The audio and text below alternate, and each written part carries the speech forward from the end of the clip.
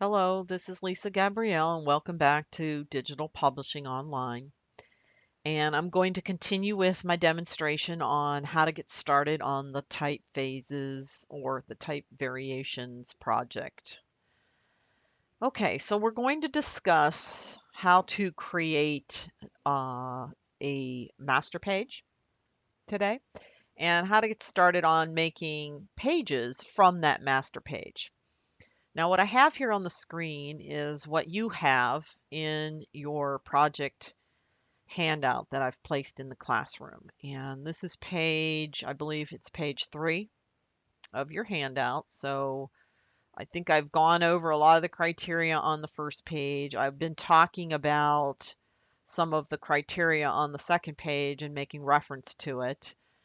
And I've also talked about some resources that you have available to understand some of this information. And now we're going to talk about how to get started on setting up the pages for your book. Okay, now this here is an example template of what we're going to do today and how we're going to go about doing it. So I've given you a bunch of information here. We're going to follow this together in this demonstration. So we're going to create our first page in InDesign, and that first page is going to be based on one of our very first master pages. So this is an example of some of the information that you're going to place on that page. You're going to have margins around the page. So in other words, the outer black line here, kind of circling it right here, is the trim size of your book. So the trim size of your book is 8.5 by 11. And that's a landscape format, which means the 11 is in the long direction. Okay. I've had students ask me, well, can I do my book in portrait? Well, you can, but you'll have to redesign the template for a 8.5 by 11 portrait book. This book, and in most cases, the book has worked just fine in the landscape format because you actually have a longer area to work in. So I would recommend staying with the landscape, but it is optional if you want to explore the portrait size book. So that information is stated here.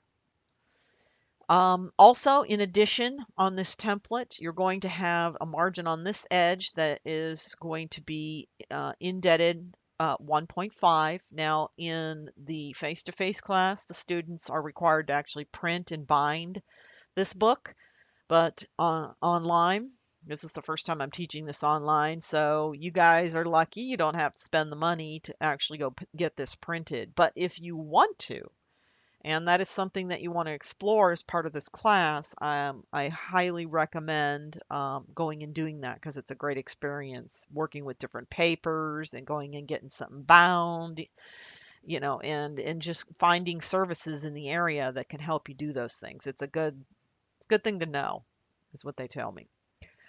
In addition, in that particular master page, or all your master pages are going to have this 6 by 6 compositional area. So basically, all of your work on this entire book, but not, I shouldn't say all of it, a large portion of your work on the entire book is going to be spent in the 6 by 6 area of each page, because this is where you're going to be designing the phase compositions that you're required to do, okay, in this area right here.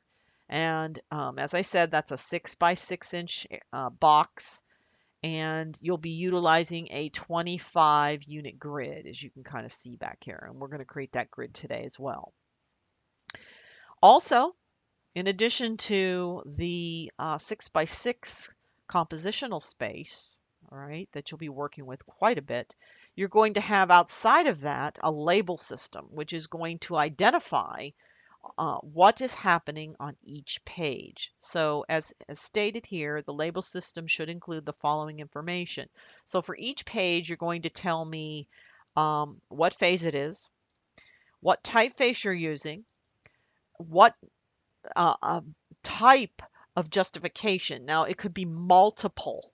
There could be multiple justification options. So you may have several listed here under justification, what column solution you're working with, what point size, and then every page, at least in terms of the phase pages, will need to have a folio or otherwise known as a page number. Okay, and I have a little indication of that here. All right, so this is what we're going to create today in the demonstration. We're going to work through putting this together one step at a time.